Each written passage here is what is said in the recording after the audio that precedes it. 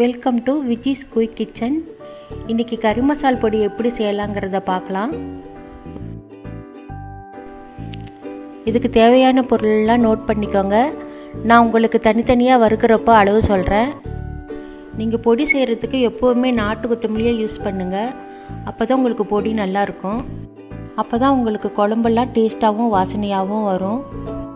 இப்போ எடுத்து வச்ச பொருள்லாம் நம்ம பார்த்துக்கலாம். கொத்தமல்லி 250 கிராம், வரமிளகாய் 150 கிராம், மிளகு 50 கிராம், மூக்கு கடலை 80 கிராம், சோம்பு 30 கிராம், ஏலக்காய் 12, கருவேப்பிலை ஒரு கைப்பிடி அளவு, மஞ்சள் 15 கிராம், ஜீரகம் 20 கிராம்,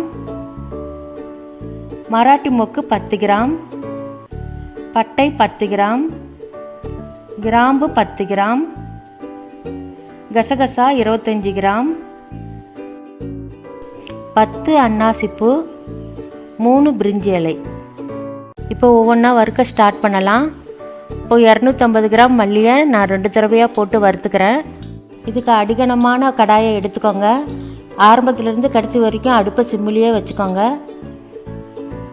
இப்போ வறுத்தது தனியாக எடுத்து வச்சுக்கலாம். அடுத்தது ப்ரௌன் மூக்கு கடலை.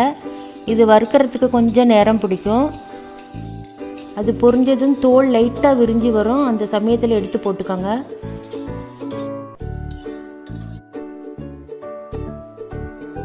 அடுத்தது சோம்பு.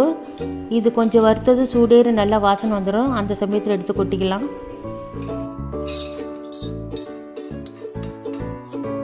அடுத்தது மிளகு. இதுவும் கொஞ்சம் சூடேறி வாசனை வந்ததும் எடுத்து கொட்டிக்கோங்க.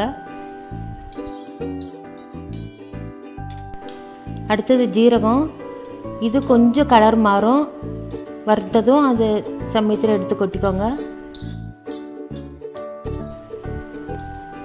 அடுத்தது கிராம்பு. கொஞ்சம் சூடேறினா போதும். இது போதும், எடுத்து கொட்டிக்கலாம்.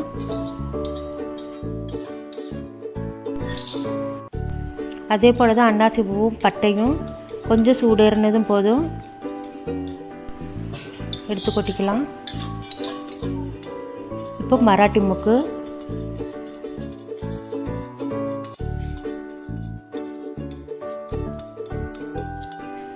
அடுத்தது பிரிஞ்சி இலையும் கருவேப்பிலையும் ஒன்றா வறுத்து போட்டுக்கலாம். கருவேப்பிலை கொஞ்சம் சுருண்டு வந்ததும் எடுத்து கொட்டிக்கலாம்.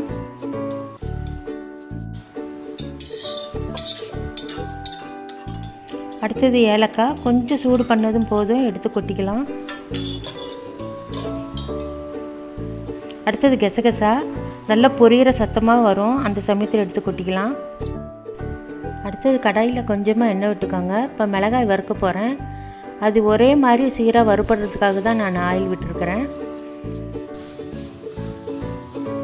இப்போ மிளகாய் நல்லா சூடாகிடுச்சு, எடுத்து கொட்டிக்கலாம். நம்ம செய்கிற இந்த பொடி 5 மாதத்துக்கு கூட நல்லாயிருக்கும். ஒரு காற்று போகாத டப்பாவில் மூடி வச்சு யூஸ் பண்ணுங்கள். இதையெல்லாம் ஒன்றா சேர்த்து இதோட மஞ்சளையும் சேர்த்து மில்லில் கொடுத்து நல்லா நைஸாக அரைச்சிக்கோங்க. மில்லில் கொடுத்தா தான் நல்லா பொடி நைஸாக வரும். இந்த பொடியை மட்டன் சிக்கன் குழம்புகளுக்கும் யூஸ் பண்ணிக்கலாம். வெஜ்ஜு நான்வெஜ் ஃப்ரை பண்ணுறதுக்கும் யூஸ் பண்ணிக்கலாம். இந்த பொடியை உங்கள் வீட்டில் நீங்களும் ட்ரை பண்ணி பாருங்கள். உங்களுக்கும் கண்டிப்பாக பிடிக்கும். இந்த வீடியோ உங்களுக்கு பிடிச்சிருந்ததுன்னா லைக் பண்ணுங்கள், உங்கள் ஃப்ரெண்ட்ஸுக்கெலாம் ஷேர் பண்ணுங்கள். மறக்காமல் சேனலை சப்ஸ்கிரைப் பண்ணுங்கள்.